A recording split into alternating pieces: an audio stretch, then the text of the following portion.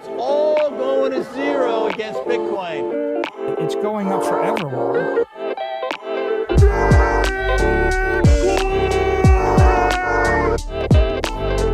You're against Bitcoin, you're against freedom.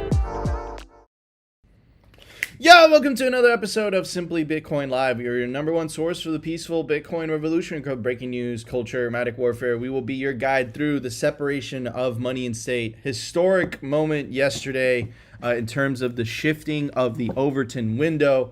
Opti is telling me to check my mic, and I will do just that. Bada bing, bada boom. That should be fixed. So, big shift in terms of the Overton window. We had Javier Milei go to the Contillionaire Conference. People call it the World Economic Forum. And he was dropping absolute bombs, basically making the case. And we have all the clips for you guys, of course, making the case how governments use the printing of money to control people, making the case against collectivism, making the case for freedom. And he basically said that the only way to achieve prosperity is for individuals to have freedom. So that happens over there in Davos. I was joking around. I tweeted, I said, you know, Klaus Schwab, Javier is just dropping bombs on Klaus because I can't believe they allowed that speech because, you know, you have a lot of these individuals, these central planners that truly believe that they know what's best for everyone else. And here's this person basically saying like, look, capitalism is the answer. Individualism is the answer. Freedom is the answer. That's how you achieve prosperity. And also saying stuff like collectivism killed 150 million people in the last century, which is true, I might add, right? So just crazy shift of the Overton window. And not to mention, if you go on the World Economic Forum website or YouTube channel and you see like their most popular videos, and you know, you have world leaders from all walks of life giving their speeches, President Milei's speech is just by far the most popular, right? So again, you see the Great Awakening happening before our eyes, and back in the States, this is a big deal. You had President Donald Trump mentioned that if he were to be elected president, and he has a good shot of being elected president this year, he would be staunchly against central bank digital currencies. This is one baby step in the right direction. And the reason that this happened is because Vivek definitely whispered some things in his ear. And surprisingly to Trump, also, the crowd was very excited when he said that, right? So this is a step in the right direction. It's not going to be long before Bitcoin is on the ballot, right? We had candidates like Ron DeSantis, RFK Jr., and Vivek, but they didn't really have a chance of winning. Everyone always knew it was going to be Biden versus Trump. But, and of course, you know, Ron DeSantis was talking about being pro-Bitcoin. So was Vivek. So was RFK Jr. He had that legendary speech at Bitcoin 2022, basically saying I would protect the right to self-custody for Bitcoiners. I'd be staunchly against central bank digital currency. But the primary candidates ignored it. They didn't really talk about it. We know how the Biden administration feels about it. They're staunchly anti, quote unquote, crypto. I'm assuming that's a lot because of the influence coming from Elizabeth Warren. But on the other camp, which is now very interesting political development, you have Donald Trump, again, could win the presidency, going out in public and saying, if you vote for me, I will vote, I will be against CBDCs. And I've been saying this many times, guys. It's not left versus right. It's not red versus blue. It's green versus orange. The party of central bank digital currency, slavery, nihilism, poverty versus the party of orange, the party of Bitcoin, peace, prosperity, opportunity. You can't be, pro Bitcoin and be pro CBDC. That's impossible. That any politician that says that is misrepresenting what's going on. So the fact that he's against CBDCs is definitely a step in the right direction.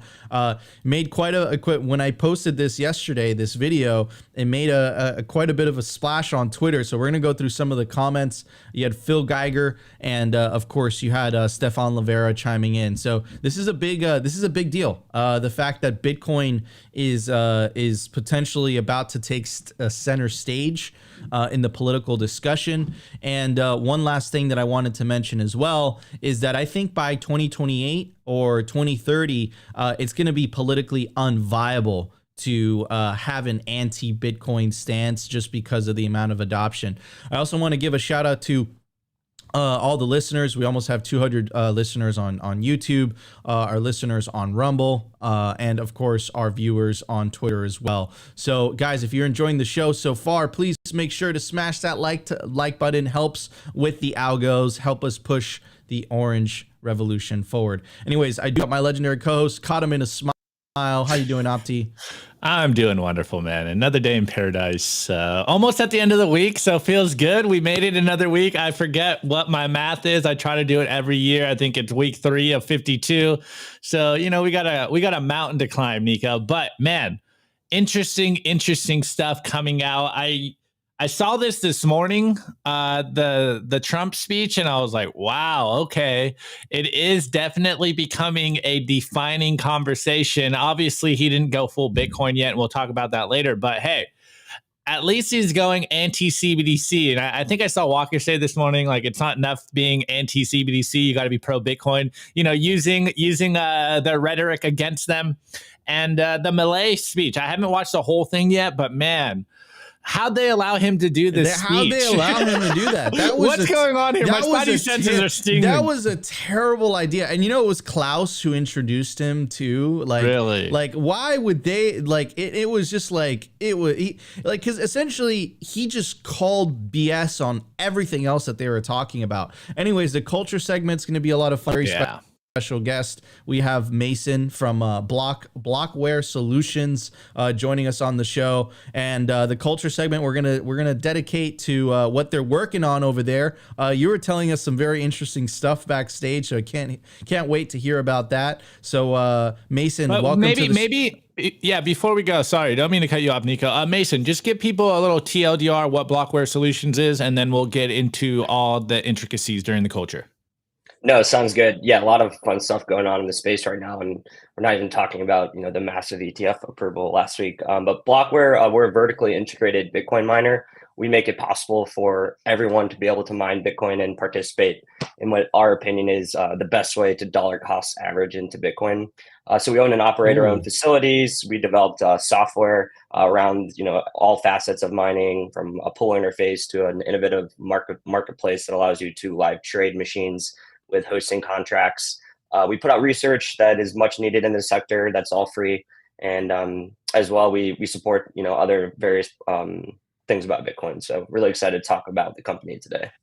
Awesome, man. Very cool stuff. Yeah, man. Happy to have you on the show. I think we've been trying to get you on the show for a while, so very excited that you could join us today. And that claim right there, and I think it's going to catch people off guard. You know, the best way to DCA. I think I know where you're going with this.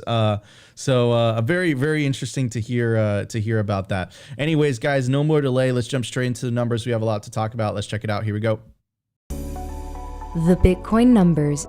Is your Bitcoin in cold storage really secure? Is your seed phrase really secure? Stamp Seed's do-it-yourself kit has everything you need to hammer your seed words into commercial-grade titanium plates instead of just writing them on paper.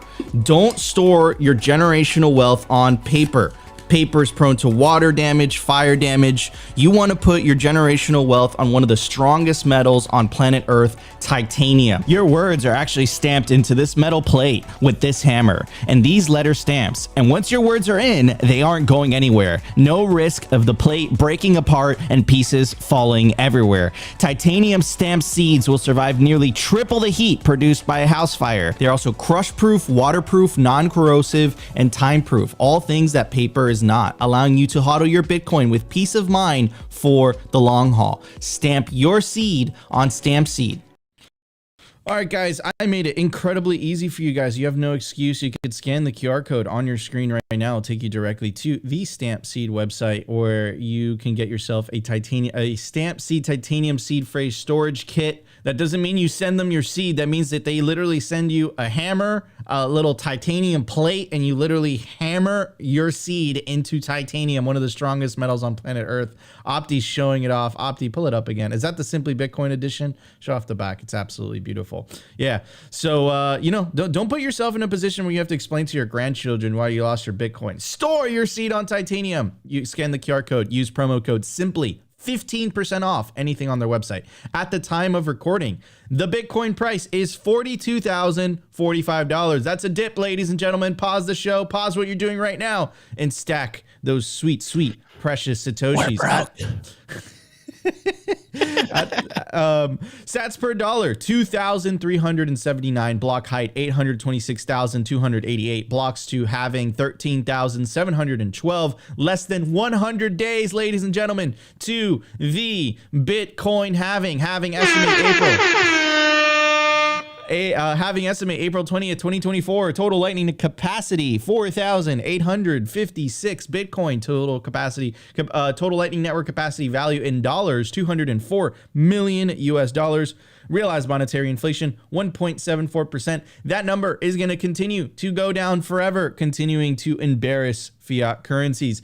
The market capitalization of Bitcoin is $823 billion US. Bitcoin versus gold market cap 5.98%. In the grand scheme of things, Bitcoin is still a tiny little baby. Anyways, so a lot of people were skeptical of Milei going to the World Economic Forum. Right. The World Economic Forum is, we like to call it on Simply Bitcoin, the Cantillionaire Conference. There's a lot of conspiracy theories to it and a lot of things. Look, guys, I'll just say this. No one's better than their incentives.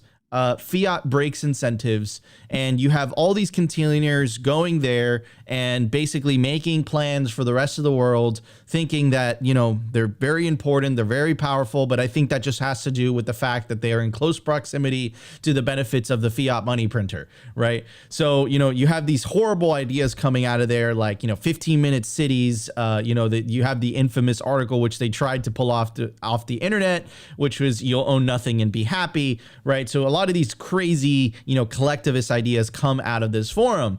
And, Javier Milei got elected, and we're like, wow, he just got into a position of power. He was a fraud the entire time. He was just saying the right things to get elected, right? And a lot of people were skeptical, rightly skeptical. You should be skeptical of politicians, right? But he absolutely slayed, and we're going to play you a couple of his videos. So this is from January 16th. This is a Forbes article. It says Milei promotes freedom to transact at World Economic Forum. Right. And if you take a look at his video compared to the other videos, so here is, for example, where is it? I can't find it. Here, let me just play the video, and then I'm sure there it is. Okay. So Milei's video, 160,000 views. The Prime Minister of Spain, 4,000 views. Anthony Blinken, the U.S. Treasury Secretary of State, 20,000 views. Jake Sullivan, right? Again, not like, dude. You had, someone from the Ukraine. You had John Kerry, and the Javier Milei speech, 160,000 views. You know what this tells? Oh, no, of course, you have Opti's ex-girlfriend, Christine Lagarde. She's on there as well. 7,000 views. Hey, Opti, your ex did pretty well, to be honest. So I think this is a testament to people waking up, right? I think this is a testament to people really starting to question whether, these so-called elites in Davos have, do they really have the best interest of the people at heart? And I'll play you the entire speech is 23 minutes. It is translated to English. and you guys could check it out. It's all over Twitter. It's on YouTube. But I'm going to play you a couple clips that really resonated with me. Here's the first one. I said Malay dropping bombs on Klaus right now. Let's check it out. So I'll play it at 1.25 the speed, and then I'll play you the next clip. Good afternoon. Thank you very much. Today, I'm here to tell you that the Western world is in danger. And it is endangered because those who are supposed to have to defend the values of the West are co-opted by a vision of the world that inexorably leads to socialism and thereby to poverty. Unfortunately, in recent decades, motivated by some well-meaning individuals willing to help others and others motivated by the wish to belong to a privileged class, the main leaders of the Western world have abandoned the model of freedom for different versions of what we call collectivism. We're here to tell you that collectivist experiments are never the solution to the problems that afflict the citizens of the world. Rather, they are the root cause. Do believe me, no one better placed than us, Argentines, to testify to these 2 points. So again, guys, you guys know that we are politically neutral on Simply Bitcoin. We don't lean left or right. What we lean for is freedom, right? And as Bitcoiners, we really believe in individualism, right? We really believe in the agency and the capability of the individual to make their lives better rather than relying on the big nanny state, right? So again, this is in stark contrast to what basically the message from all the other speeches in Davos, but it keeps going. It keeps going. Here, this speech is a little bit longer. I'm going to play it at 1.25 the speed, and again dropping bombs and saying the quiet part out loud. I'm just going to read you a quote real quick. It says, "With tools such as printing money, debt, subsidies, controlling the interest rate, price controls, regulations to correct the so-called market failures, they can control the lives and fates of millions of individuals." This, ladies and gentlemen, is not moving the Overton window.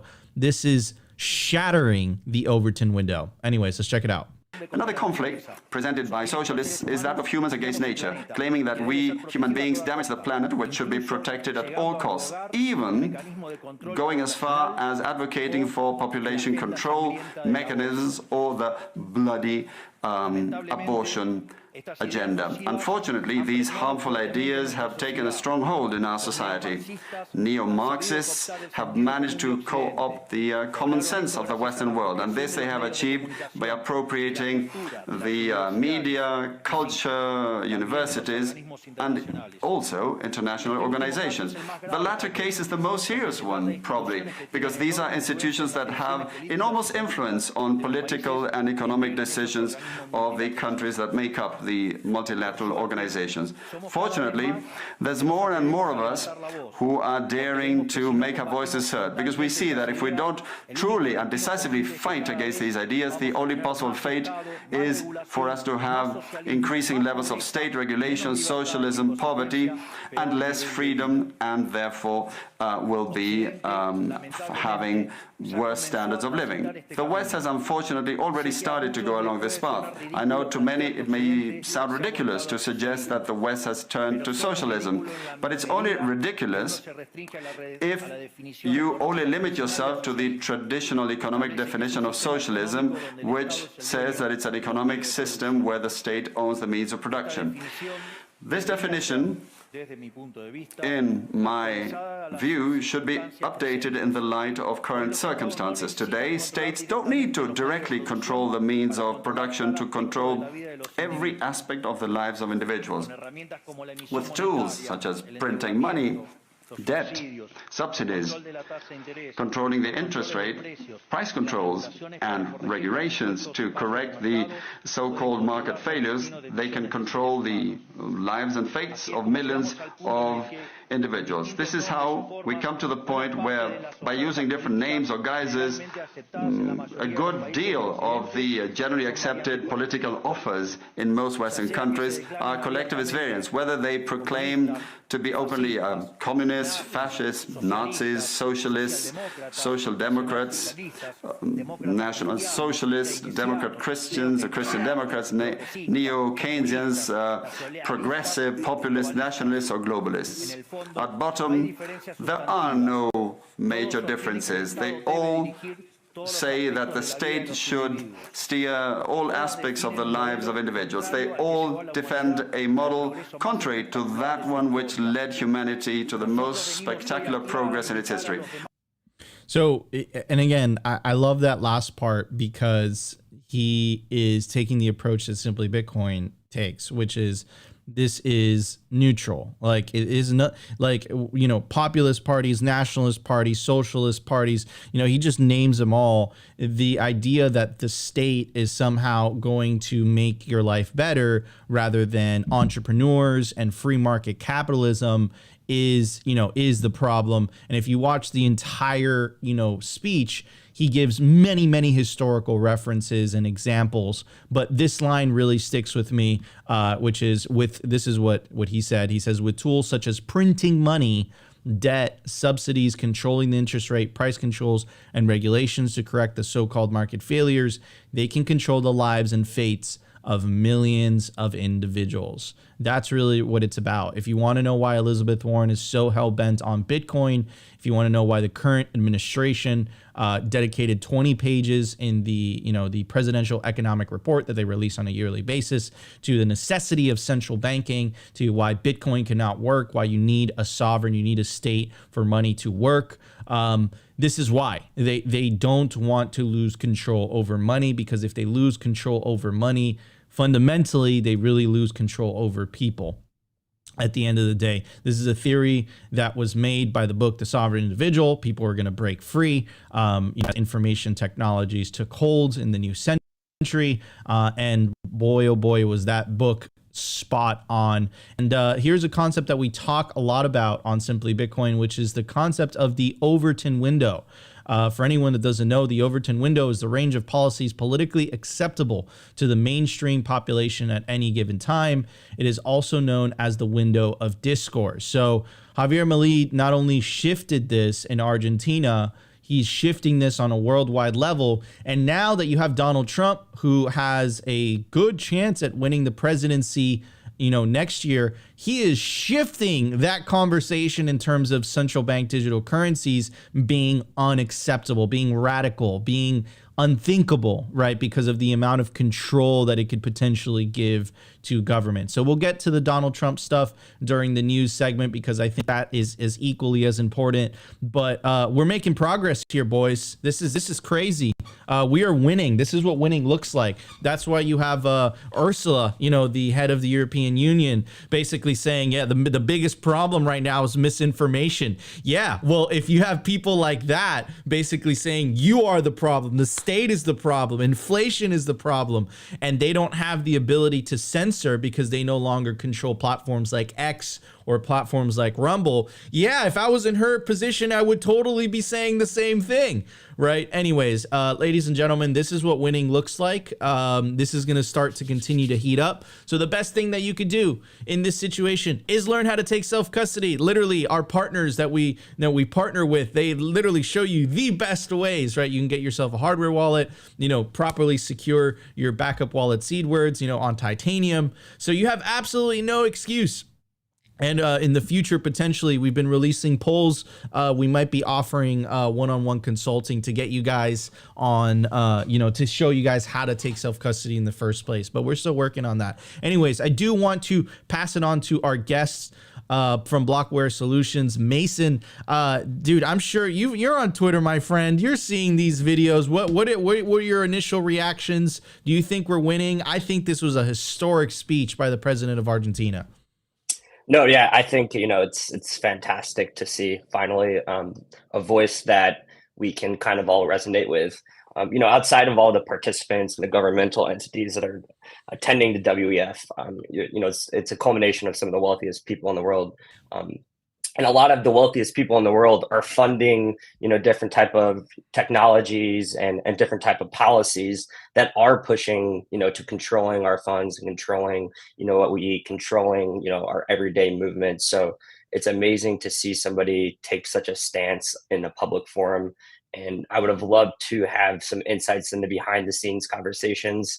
I would have loved to have seen the opposite view of when Malay was speaking, the reaction of a lot of the leaders, quote unquote, and their faces to that conversation. But I think Bitcoin is freedom, and I think that's why we're all here and we're all participating in Bitcoin through different avenues. And I think it gives the power back to the people and allows us to kind of set our own destiny and policies and really push a new agenda.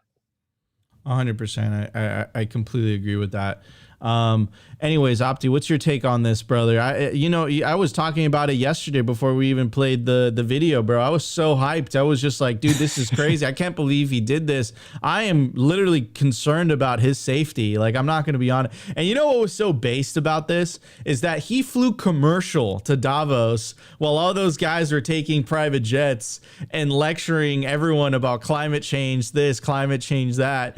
And, this dude literally took a commercial flight. People were like taking selfies with him and stuff, so not only is he talking the talk, but he's walking the walk so far, right? You got to be hesitant about politicians, right? Keep that in mind. But yeah, this is definitely a step in the right direction. Definitely shifting the Overton window. The results are there. The most popular video by a large margin. I think people are sick and tired of hearing the BS, right? It's like, you're going to lecture me on 15-minute cities. You're going to lecture me on climate change, but you're flying your G6 all over the world, like, come on now, bro. Okay. So Opti, what's your take on all this, dude?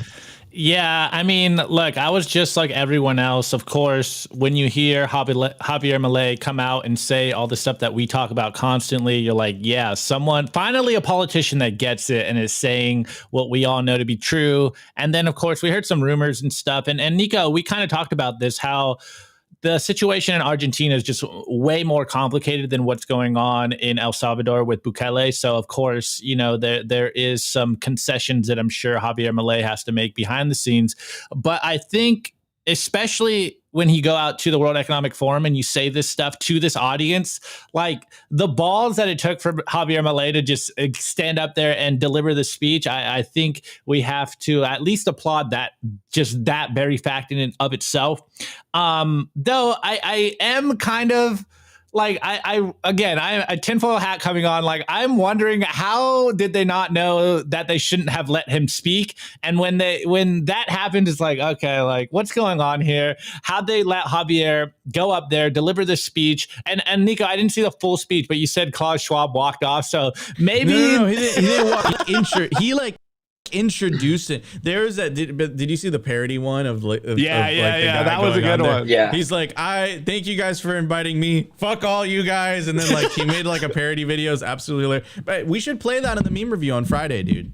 That's a great meme. The power of meme. That thing went viral. But no, he introduced him, and Klaus doesn't introduce everybody. Like, so like, see, that's interesting. And then they had a handshake and everything. But like, I was just like trying to like read Klaus's body language. Like, he's not that. There's no way he's hyped about that. Like, there's no way, because that goes against that 2030 agenda that they've been propagating for so much. The whole Great Reset, BS and all that stuff.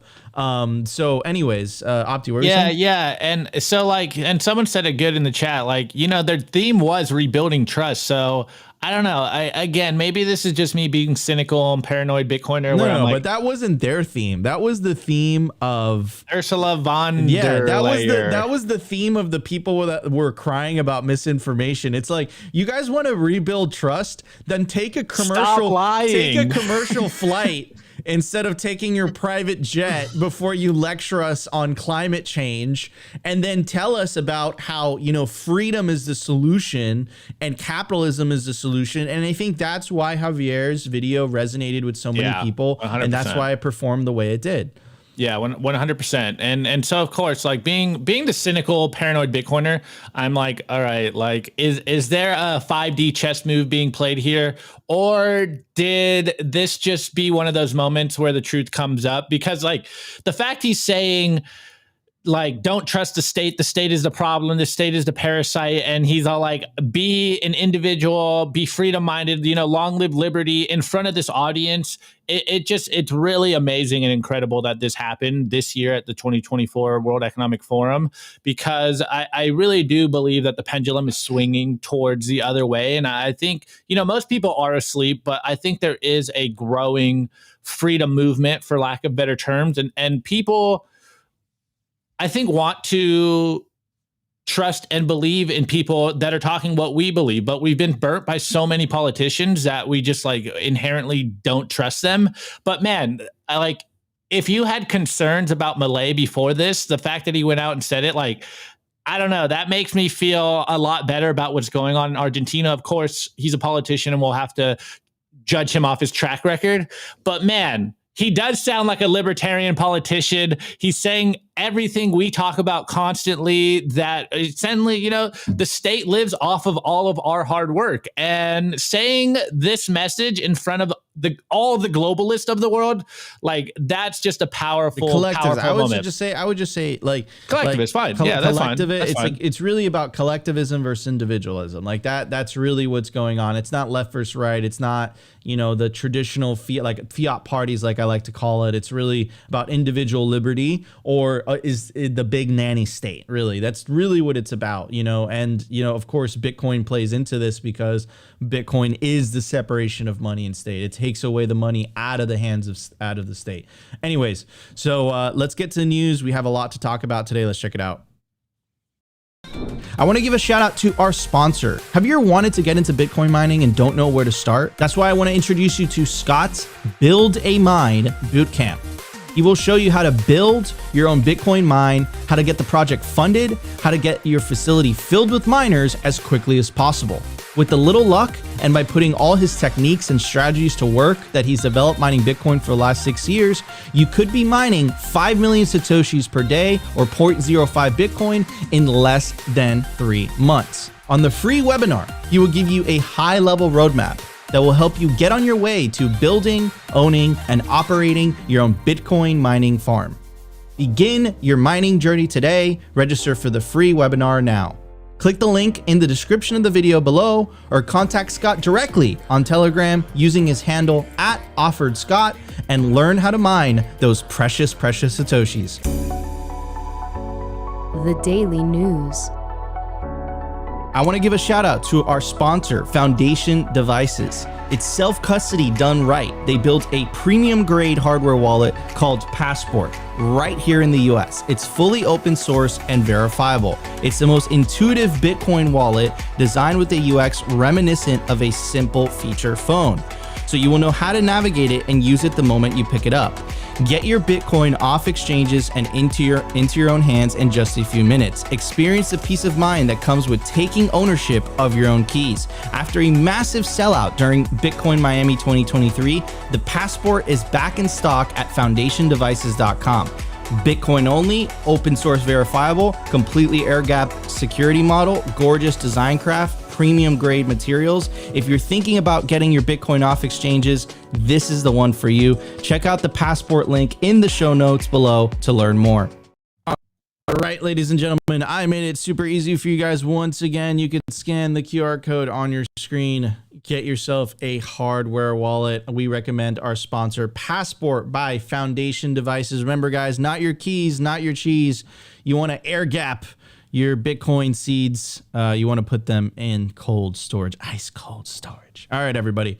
So speaking, today's theme of the episode, not only are we going to talk about Blockware, we're also going to be talking about the shifting of the Overton window, which we did a little bit during the numbers segment. And I think it was a historic moment, big moment. But I do want to give credit where credit is due. It was Vivek that whispered, and there's a, when Vivek bowed out of the Republican presidential primary, after the results in Iowa, he endorsed Trump, and Trump brought him up during the victory speech. And there's a moment where Vivek and Trump are hugging, and Vivek is like whispering some things in Trump's ear. I have a feeling one of those things that he said was buy Bitcoin or have fun staying poor. And then that resulted in Trump basically starting with the CBDCs, anyways, making a joke, but he actually they did do that. Vivek and Trump were like hugging it out. Vivek was saying some things in his ear.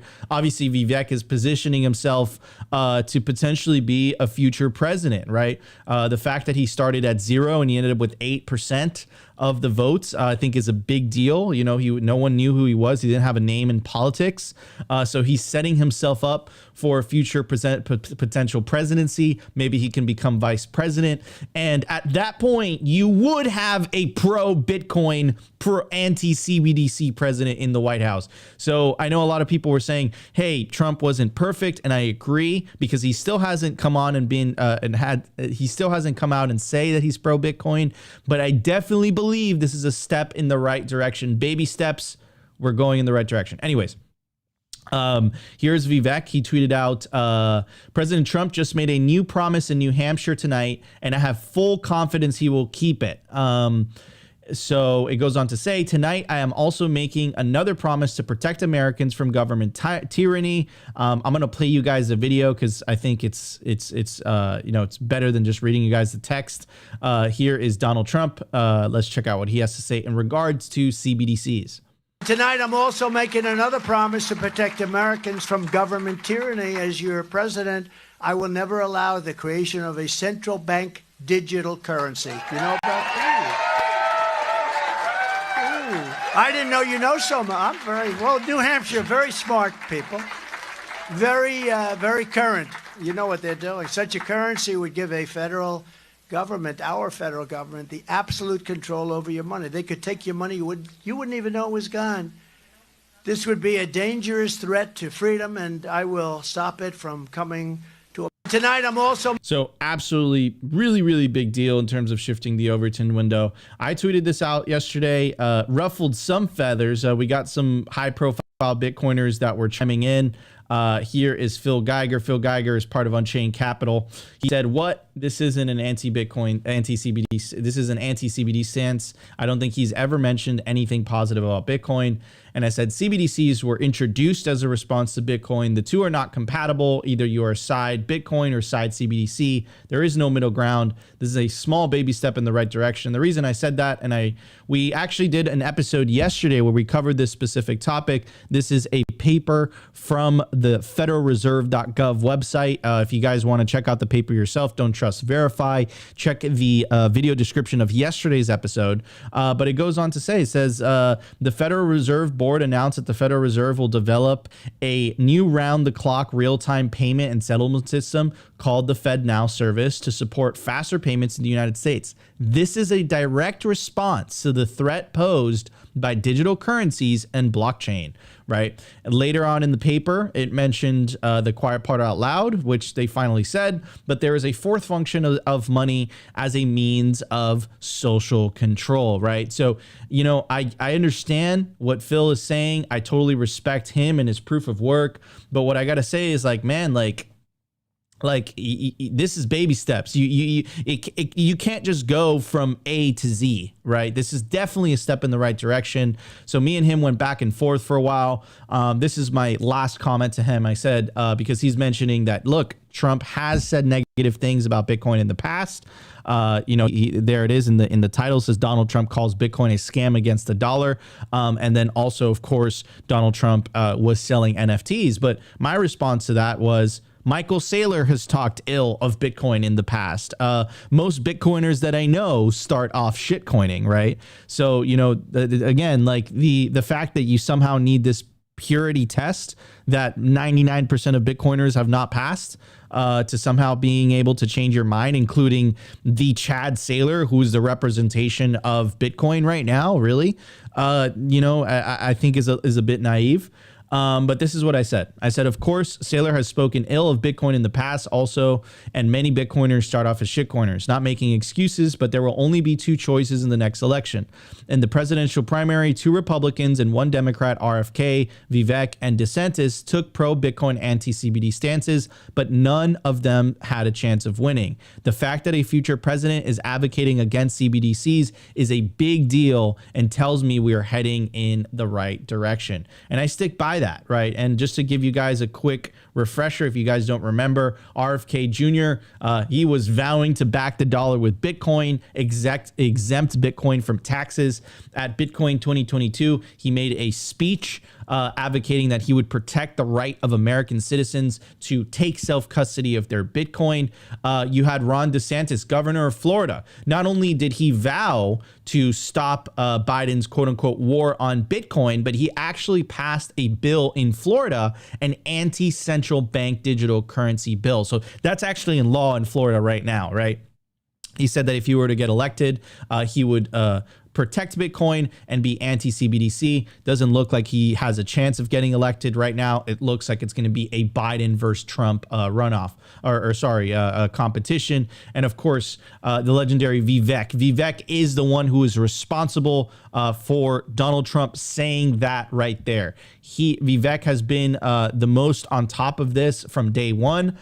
Here is a quick summary from CoinDesk. It says Vivek Ramaswamy is likely the biggest supporter of crypto amongst the current crop of presidential candidates, but his enthusiasm comes not from an inherent love of the technology or its principles themselves, but a dissatisfaction with what he calls the administrative state that stifled innovation in a number of important industries, crypto among them. Doesn't that sound very, very familiar to what Javier Milei was saying? And I'm going to go back to the Overton window. Ladies and gentlemen, worldwide, the Overton window is shifting. The acceptable window of discourse is shifting. People like Milei, people like Donald Trump now, people like Vivek Ramaswamy are questioning the very idea of the role of the state in people's lives, the role of central banking, the consequences of printing money, and that is making people ask the very fundamental question, and that fundamental question is, what is money? If we get enough people asking that question, asking the question of why am I being forced to use a money that loses purchasing power? Why is the state forcing me to use money through legal tender laws that they want me to use? Why do I have to pay capital gains just because my money doesn't lose purchasing power? It actually increases purchasing power. Why do I have to pay capital gains for that? And then, I don't think governments have a response to the inflation question. I don't think governments have a response to why currency is being debased. And that's why you have people like Ursula going on and saying the biggest threat to them and these institutions and these NGOs and, these large government organizations is misinformation. Of course, I would say that too, if, the racket of inflation is being exposed, if that Overton window is shifting, if this great awakening continues to accelerate, they don't have excuses anymore. Bitcoin is winning. There was a historic day yesterday. Elon is going ham. He retweeted the Javier Milei speech. Someone used AI to translate it into English. Guys, I really recommend watching that whole 23-minute speech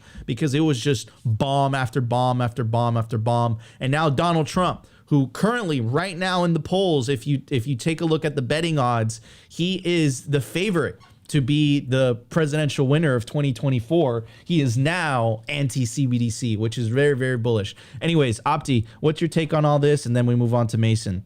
Yeah, well, first and foremost, Trump is hilarious. Like, I don't know if he means to be this funny, but it's like, oh, New Hampshire, you guys are so smart. Ooh.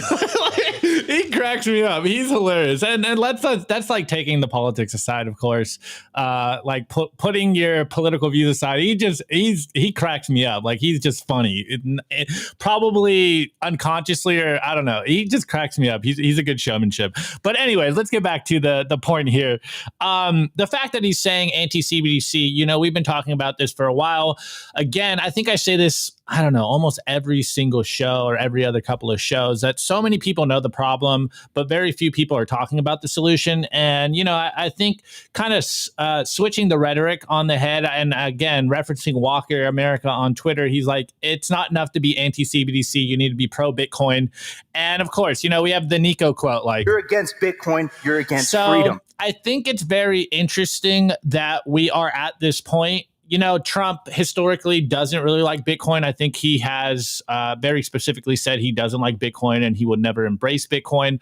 But the fact that he's talking about not allowing a CBDC happen, again, I'm not here to look for a savior or anything, but it is a very dangerous trend that we are going down in America, that so many politicians are actively pushing a CBDC on us as the way to save us moving forward and how it's going to benefit humanity. And of course, we would say that that's double speak, that it's actually the complete opposite, that it's Bitcoin or slavery, as we started to say a long time ago. And at first it was hyperbolic, but now it seems like it's fact. Like, you either end up in a total totalitarian dystopian money system, which we kind of are already in, we pretty much already have total control. Well, not us, but the powers that be already have total control of money, because money's already digital. Or we have Bitcoin, which is permissionless, censorship resistant, cannot be debased. And this is why we all love Bitcoin and why we are all here and dedicate so much time to talking about Bitcoin. And like you say all the time, and we talk about constantly, the Overton window does seem to be shifting, because I don't think we've had these conversations in the public light for a long time of Bitcoin's history. And now in the past year or so, it feels like the conversation has been accelerating. And, say what you want about Trump, but he is running on a populist platform. And we all know Bitcoin is money for the people, by the people. So I don't know if he will ever actually embrace Bitcoin, but the fact that he is saying what we all know to be true, that a CBDC system is dangerous for human prosperity, I think it is a good sign of where the trend is going. And again, guys, we say it all the time. It's not left versus right. It is green versus orange. And if you're against Bitcoin, you're against freedom, guys. So the game theory is heating up, and you love to see it. And I'm reminded of when Nolan came on the show, Nico, and he was talking about the Bitcoin conference and how it's going to be directly in between the Republican nomination and the Democratic nomination. And it's just such a good window to look through, such a good point of view to look through, that okay, this party is saying that they're going to give you freedom. This party is telling you that they're going to give you freedom. But there's only one thing that's actually going to give you freedom, and that is opting into the Bitcoin network and saving in something completely separate from the Great Leviathan that we all find ourselves in. So again, I know some people are probably not happy about not liking Trump and him going anti-CBDCs and concerned whether he's actually going to go full pro-Bitcoin. But it is, I think, a zeitgeist moment where you can see that there is a defining conversation happening right now. And if you don't see what's actually going on, then yeah, maybe you can get hoodwinked and psyoped into believing that a CBDC system would benefit you. Obviously, we do our best to try to bring the receipts and show you that, no, there's only one way forward here to further push the prosperity of humanity, and it's on a Bitcoin system where the individual cannot be robbed by the powers that be, and they can't inflate away your purchasing power, and they can't control you. Personally, that's the system I want to be a part of. Personally, that's why I have committed as much of my time to talk about Bitcoin, and why I think Bitcoin is the future of humanity. It's so clear, I think, once you do just some rudimentary deep dives into Bitcoin. But hey, these people, they are politicians after all. So of course 100%. They're kind of just saying what the population is thinking, and they want to get voted in. They want to get votes. They want to get votes, right? But at the same and time, who's funding them? Yeah, exactly. They're saying what they are told to say. Exactly. So before we pass it on to Mason, I do want to give a shout out to all our live viewers. We're almost at 500 live viewers across all platforms. So if you're watching us on YouTube, on Rumble, on Twitter, make sure to smash that like button. Really helps with the algos. And in case you missed the show and you want to watch it on audio, you just want to listen to it audio only, like you're driving, you could find us on Anchor, Spotify, Apple, Fountain. You could stream us Sats on Fountain. Opti, we've got to bring back the Fountain streams. We gotta give the shout outs to people who are streaming us Sats. Anyways, I do want to pass it on to Mason. Mason, what are your thoughts on this, man? This is a historic moment. This isn't the shift of the Overton window. This is the shattering of the Overton window. No, yeah, I agree. I mean, interesting enough, Trump did sell his Ethereum holdings, I believe, right before the start of the year. So he has had interest in cryptocurrency in the past, and most of it was peddling his NFTs. But I do think he's somebody, and I agree with Opti. He's actually just a character.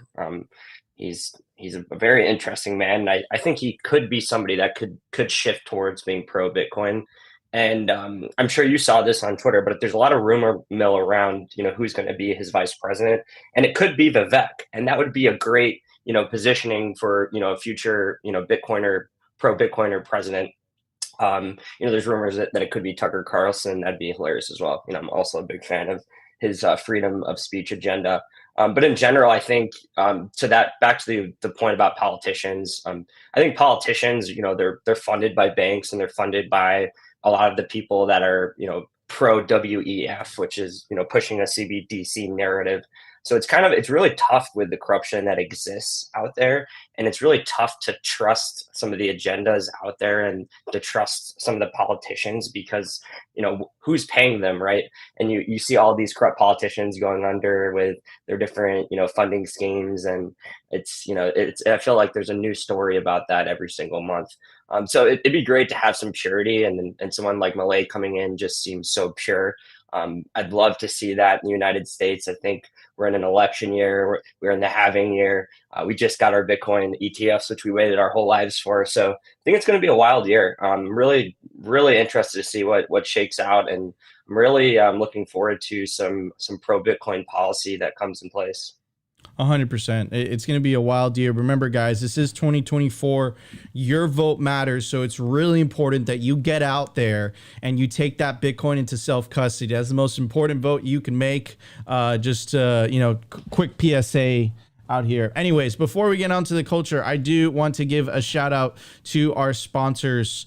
First, Bitcoin Evangelism. We have 10 million people to Orange Pill. Bitcoin Evangelism by Brian DeMint is an absolute beast of a resource for orange pilling no coiners and altcoiners alike. This is a book for Bitcoiners who know Bitcoin but have a hard time explaining it to their friends. It's a book for Bitcoiners who are trying to explain Bitcoin only to altcoiners. So if you have, that aunt, that uncle, that brother, that mother, that father that are just don't understand. They don't get it. They're still reading the New York Times for whatever reason.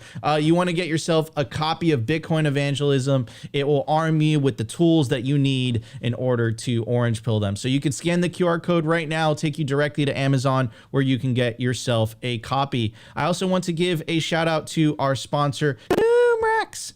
They're the most trusted place to buy, sell, and host mining equipment.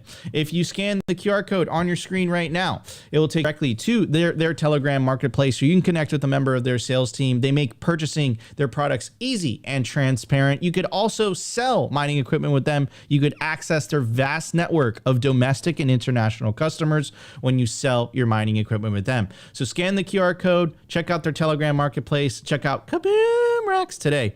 All right, everybody, let's get to the culture. We have a lot to talk about. Let's check it out. The Daily Culture. Brought to you by SwanBitcoin.com. Swan is the best way to build your Bitcoin stack with automated Bitcoin savings plans and instant purchases, serving clients of any size from $10 to $10 million. We love Swan because they incentivize self-custody and dollar cost averaging. What are you waiting for? Visit SwanBitcoin.com today.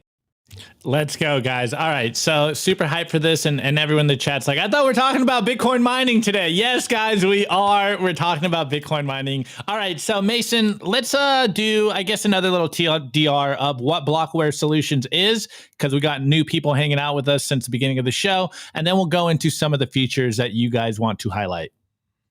Yeah, I mean, think of us like a white glove service for an opportunity to enter into Bitcoin mining. So we're one of the few companies out there that's completely vertically integrated. So we control our data centers, we control the buy and sell of the miners.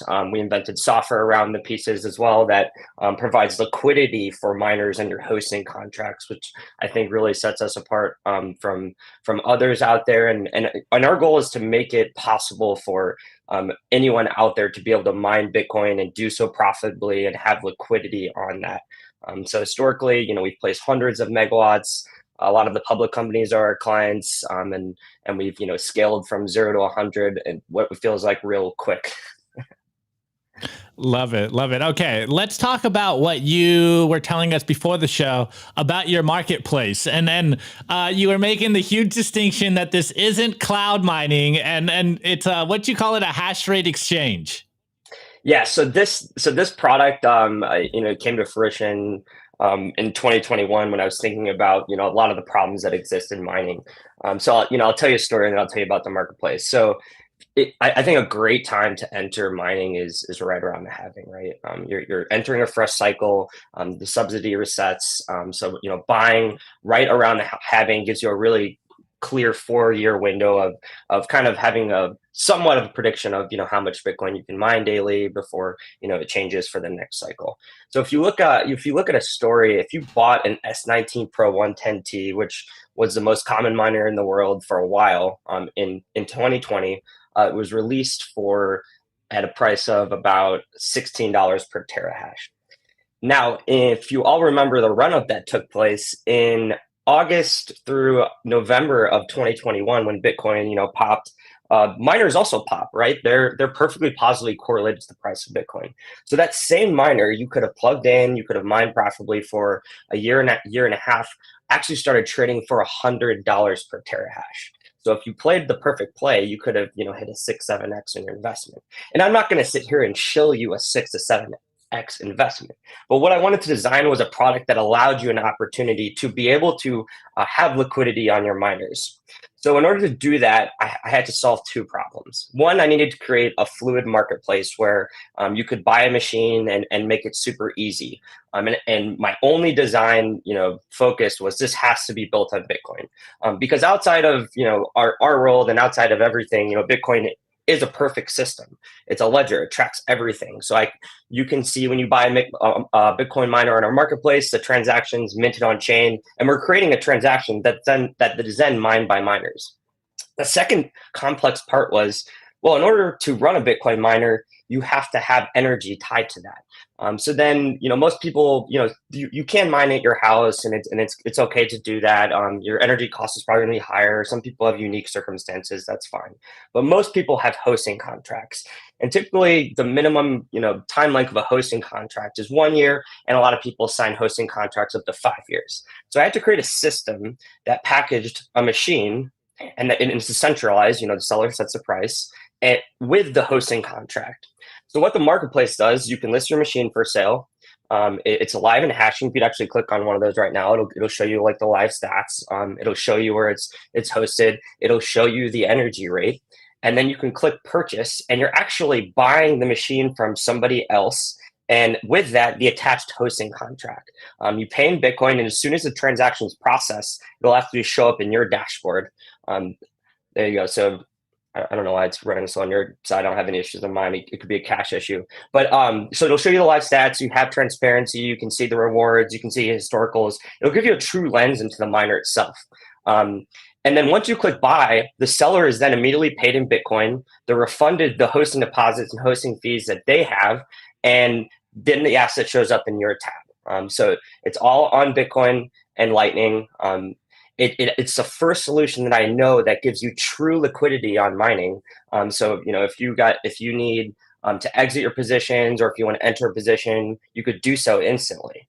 So I think it solved a lot of the problems that I saw in the sector, and We went live in April, and we've done over 1,000 transactions. We've got over 5,000 users. We haven't paid any money towards marketing. That's certainly on the agenda this year. So just really excited that the product works, that we built it on Bitcoin.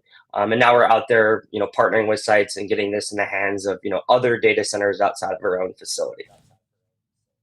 Very cool, man. That's absolutely incredible. I love the innovation in the very, very beginning part of the show about a new way to dollar cost average. I'm assuming this has to do with it a little bit. So can you explain what you meant by that? So listen, we could debate on this forever. I'm certainly a proponent that dollar cost averaging is a great investment strategy. And if you're dollar cost averaging into Bitcoin, you're buying that daily, I'm all for that. But I do think there is some upside with mining because essentially what you're doing is you're arbitraging energy. So all that comes down to is your energy costs. And a lot of people get intimidated in this space because you see someone like CleanSpark who buys 200,000 S21s and sets target hash rates of 60, exahash. It's crazy. But that doesn't mean that it doesn't mean that you can't mine, and it doesn't mean that not everyone can't participate. So if you're mining, actually what you're doing is on a daily basis, if you're using like a PPS pool, you're taking your profit is the amount of Bitcoin that you're mining daily based on your hash rate computational input or output, and then subtract from that your energy costs. And a lot of the better miners out there, the break even Bitcoin price is in the 25-30K range. So you're profiting a decent amount and minting Bitcoin daily, and therefore with the right timing and the right play and the right partner, mining should beat out just a pure dollar cost average of Bitcoin buying play.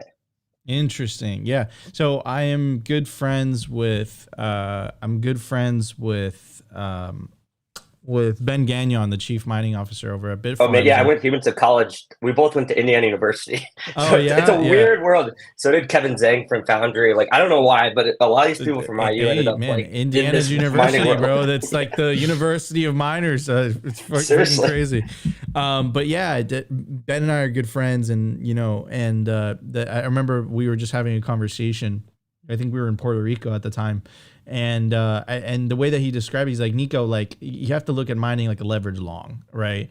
So, I love the way that look, the best place, and I don't know if you know this about me, Mason, but I actually started in the industry mining, and then I transitioned to media around 2020, but between 2016 and 2020, I was mining, I was offering hosting services and whatnot. I started in Venezuela, and then I kind of migrated out when I really, really started to, you got to do what you love, right? And I realized that I love making media, I love making content. And one of the things that Ben told me was, he's like, Nico, this is a leverage long. So if you start during the bear market, right, when the prices of machines are crashing, when it's not necessarily profitable, you're setting yourself up for massive success during the bull market. Because at the bull market, that's when the machines are overpriced. That's when, you might be buying those ASICs at the wrong time, right? So I love how you phrase that, where it's just you want to get in, either right before the halving or during the bear, when the max pain is set in, so that you can set yourself up for success heading into the bull market, when those machines are going to be, everyone's going to want them. Everyone's going to want a site. Everyone's going to want a place to mine, and then there just isn't any space. No, you're exactly right. I mean, and then, the third piece is great. So let's say you're mining and you're dollar cost averaging. Well, you need to have liquidity, and you really need to have liquidity in two things if you want to exit your trade. One is the miner itself, right? Being able to resell that to somebody else, but you're not have to de-rack that and process it. And miners are super sensitive. They're damaged by vibrations. So it delivers to your counterparty and it doesn't work. Then you get all these arguments. Who's liable? You have shipping insurance. It just creates messes. So if you can keep it in the same place and resell it to somebody else, that's fantastic. But someone has to take on that risk, right? And the markets aren't always perfect and fluid. The cool part is our marketplace is centralized. The seller sets the price. We take a fee just like an exchange for processing transaction, and then we handle the magic and create the system that points it, from Mason to Nico if Nico buys Mason's miner, right? The second thing is the hosting contract. So when you sign a hosting contract, let's say a 4-year contract with a typical hosting facility, you are agreeing to pay your power bills for that miner for a 4-year timeline. So I needed to create a way that created a transference of that hosting contract. And I've worked with a lot of hosting facilities and parties and counterparties. I'm sure you have, Nico. And that part of the reason why I went out and built my own data centers was because of some prior experiences. I was like, there has to be a better way to do this, and there has to be better processes. But I needed to create liquidity for the miner and the hosting contract. So the two needed to be packaged together, and that's what we created. So I think the marketplace gives a miner actual liquidity. So let's say let's say we take a 1-year timeline.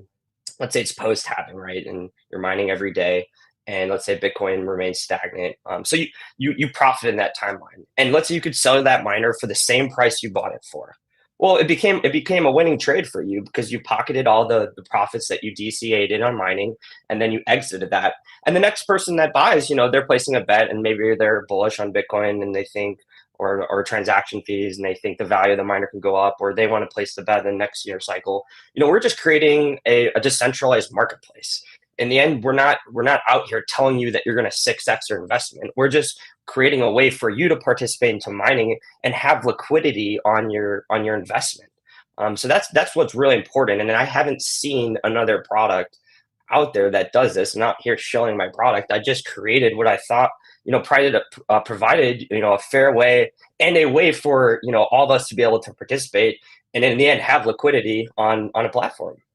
Yeah, and entrepreneurs, that's what they do, right? They see it. And what tends to happen is some of the best businesses is you run into the problem yourself, and then you're like, and you look for solutions, right? You look for whatever, and then you realize it doesn't exist, and you're like, I'm going to build this, right? And those tend to be some of the best business ideas, just because it just didn't exist, and you actually wanted that yourself.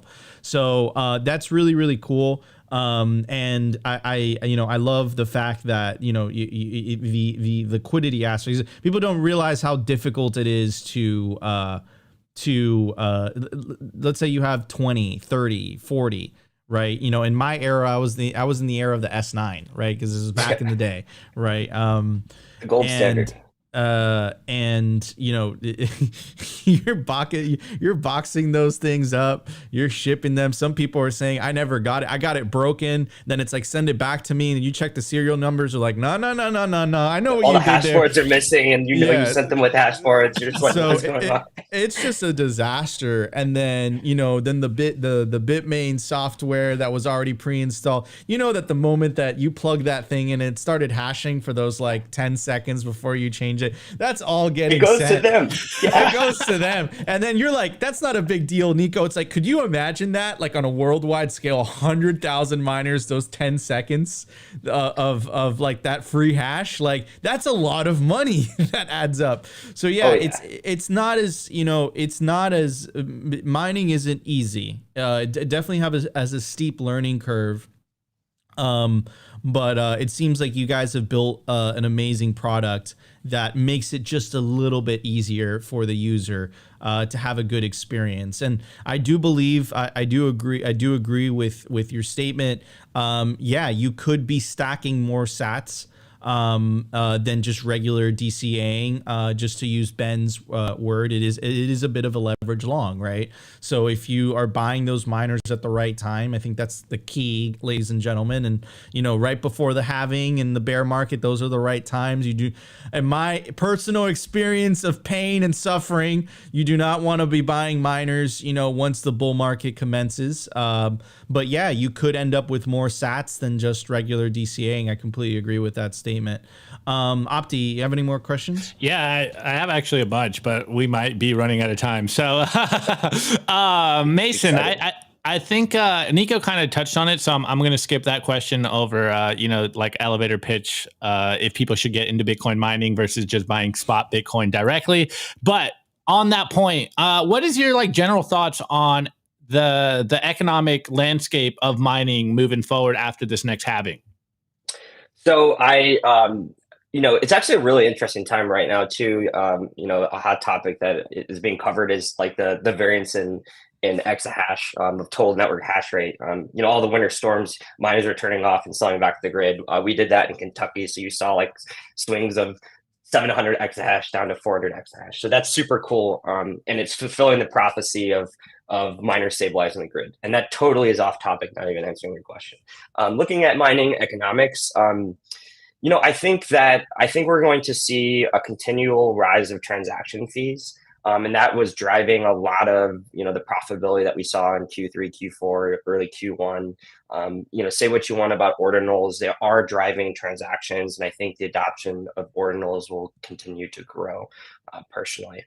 I think a lot of performance of mining is going to be related, from an ROI standpoint, is going to be related to the price of Bitcoin. With the ETF approval, it's the news we've waited for forever. I am bullish, especially for this next cycle entering of just, general net inflow of capital coming into Bitcoin, driving the price up, creating a really good landscape for miners. I think, if you look into the future and you look at the year of 2036, 99% of Bitcoin is going to be mined. So if I wanted, to have a chance and really, have a chance to mine a decent amount of Bitcoin, whether I'm buying 5, 10, 100, 1,000 miners, I'm deploying as much as possible right now. I think the landscape and the conditions are very stable. And in the end, also, something that we need to counter against is the centralization of mining, right? It's great to have other participants out there, and not these public companies who have access to debt, insane amounts of debts in public markets, and buying up all the hash rate and market share. We need more decentralization of Bitcoin. So I'm really, focused about making this achievable for the everyday individual. You could ask me a million questions about the halving. We put out a lot of research about it. I think you're going to probably see hash rate double this year. Just specking out, the public order flow. You're probably going to see a decrease of about 20 to 30% of hash rate right around the halving, and that's inefficient miners coming offline. That's your older gens, even lower end S19s, and anything below that like S17s. So yeah, there's our halving analysis. You can go and read our report online. Absolutely, and one of the things I'm sure, because this has become extremely popular for some Bitcoiners, has been the absolute blowout performance from some of these public miners, on the NASDAQ and all this. So you have like 600% returns, 500%, absolutely crazy. Reminds me of that whole leveraged long thing. Do you see these stocks plummeting after the halving? Like, what's your take on this? Is there going to be kind of like a regrouping phase? How are you guys positioned for the halving? Are you guys prepared? So what's your take? So yeah, last year was an absolutely insane year for public miner performance. I think a lot of the inflows that came into the public miner markets were people wanting exposure to Bitcoin, a large portion of funds that exist out there in the world weren't able to have Bitcoin on their balance sheet. And listen, I don't make the rules, and I'm certainly against that. But suddenly now we have an ETF come. So we actually did see, you saw actually a sell-off from Bitcoin miner stock price, and you saw an inflow of Bitcoin ETF. And, if you map out the funds, a lot of people sold off some of their positions. And granted, you also have the end of the year where people take gains. So naturally, there's usually stock sell-offs then from a macro perspective. But I do think miners, I think we're going to see a lot of consolidation, and it's almost like a space race, right? It's like everyone's trying to race to the moon and deploy as much hash rate as possible. And you're seeing like the craziest orders of all time being placed by public miners, and they're betting, they're going all in, they're betting super large. And I think they're going to be outperformed and be rewarded. Now, something that you really need to think about, and that, took me a long time to think about this, because I'm always asked, we deal with institutions, multi-billion-dollar funds, we deal with retail, 5 people. I'm always asked, what's my ROI going to be? Well, it all depends on your strategy. If you are selling off Bitcoin to pay your energy costs, then you are not going to have as much Bitcoin exposure as somebody who's paying for that with external cash and accumulating all their Bitcoin.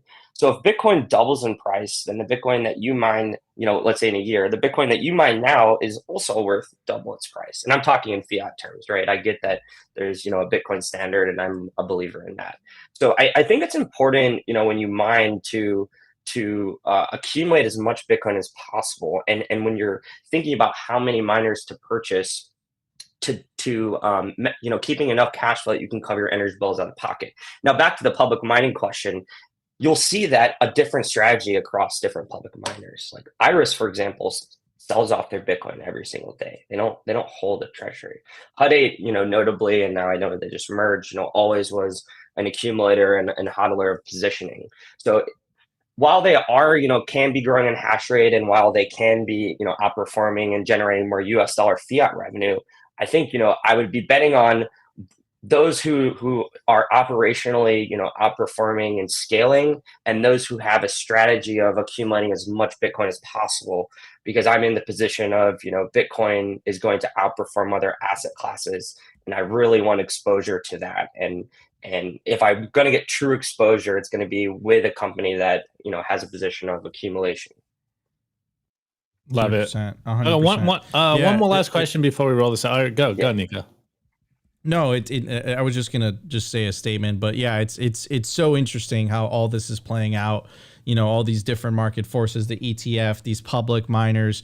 Really good friends with Bob Burnett. He gave this great speech about I'm sure you're familiar with it. The rabbits, the horses, the wild horses, the captured elephants.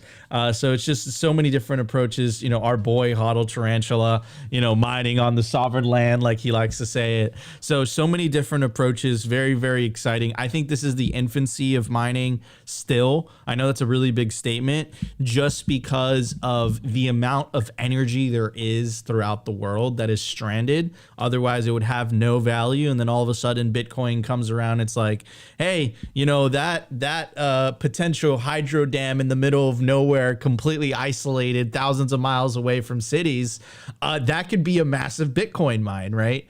So I think that hasn't fully, and then, these cities in the middle of nowhere that potentially have a lot of energy, that are otherwise isolated, all of a sudden, like the gold mining rush, right? All of a sudden, you have, they have opportunity. They have the ability to make revenue, just because they have this stranded energy source, right? So it's really, really exciting. I can't wait to see how all of this develops. Opti, what was your final question before we wrap it up? Yeah. The last one, it would just be Mason's general take on whether he's concerned on the regulation of mining in America. Ooh. Great question. So I think from a regulatory standpoint, it's going to come down to state by state. I'm a huge proponent of the state of Kentucky. It's where I lobbied, and it's the only state with a House and Senate bill passed that actually incentivizes miners. You see a lot of pro Bitcoin mining in Texas and Georgia, and you usually see a large concentration of miners where there's a low cost of energy and good state politics. There's other states, like the state of Washington, historically, Plattsburgh, New York, that put more moratoriums out that, push miners out and put these ridiculous tariff and taxes on miners deploying. I think you're just going to see a state by state position on Bitcoin mining. I think at the governmental level, I don't think they're, Biden pushed some wild bill that got tossed out pretty fast. I don't think we're going to see like a federal policy against Bitcoin miners. I think you'll see states, and most states will adopt. I don't think there's not too many anti-Bitcoin mining states, because it does stabilize their grids, and you're seeing that advertised nationally right now with the winter storms that are taking place. It brings in tax dollars and revenues, and it actually also drives developing a grid, because it's a use case to utilize that energy. And to Nico's point, you can utilize stranded energy in the middle of nowhere. Something interesting I'm working on now is it's a fund that is harnessing methane output from landfills and then turning that into Bitcoin miners. You need an on-prem solution that can harness that methane output from the landfill trash, and it has to be on site. Energy isn't transportable as much as we'd like it to be, and maybe it will be one day, but Bitcoin mining is just the perfect solution. So I think states that are against it are just foolish and don't really understand the mechanics of it. Exactly. Love it. New York State is gonna have fun staying poor. Anyways, wait, Nico. One last question, and this is just for Mason. What's the last message you want to leave our audience with? For me, my Super Bowl is the halving, and I would say don't fear the halving, embrace it. Of course, it's great from a Bitcoin price performance. The year after the halving statistically is Bitcoin's best year. But those that are mining, those that have embraced the halving and deployed more capital into it and took advantage of low cost machines and took over energy contracts, outperformed. Don't be a capitulator. Enter and embrace the halving. I'm really feeling good about this cycle and the next cycle of the next two halving cycles. So don't fear, embrace, and of course, do a lot of diligence in their counterparties and don't overextend. Beautiful. Love it. Mason, thank you so much for joining us on Simply Bitcoin Live. Opti, thank you, brother. Appreciate it. I'm going to wrap up the show. Mason, thank you. Why don't you tell everybody on the interwebs where they can find you, what you're working on? Yeah, blockwaresolutions.com. You can go to our website, get direct access to our marketplace. You can see my Twitter at Mason_Japa, Blockware's Twitter at Blockware Team. Feel free to reach out anytime. We're super responsive on Twitter and other platforms. And thanks for having me on, Nico. Appreciate it. Well, it's been an honor, man. Thank you for coming on the show, and hope to have you back on soon. Please hang around backstage while we wrap it up so we can chat a little bit. Guys, if you enjoyed the show, you know what to do. Smash that like button. Consider subscribing if you feel like we provided you value. But the number one thing you could do to push the peaceful Bitcoin revolution is share this content. In fact, share all Bitcoin content, share Bitcoin culture, share Bitcoin music, share Bitcoin everything. Andrew Breitbart said that politics is downstream from culture. You win over the culture, you win over everything. So that's really our goal. That's what you got to do. Take agency as an individual. Get it out there. Propagate the message. It's not red versus blue. It's not left versus right. It is collectivism versus individualism. It is the party of green versus the party of orange. We are Simply Bitcoin. We love all you guys, and we'll see you tomorrow for a brand new episode to close out the week. Peace out, everybody.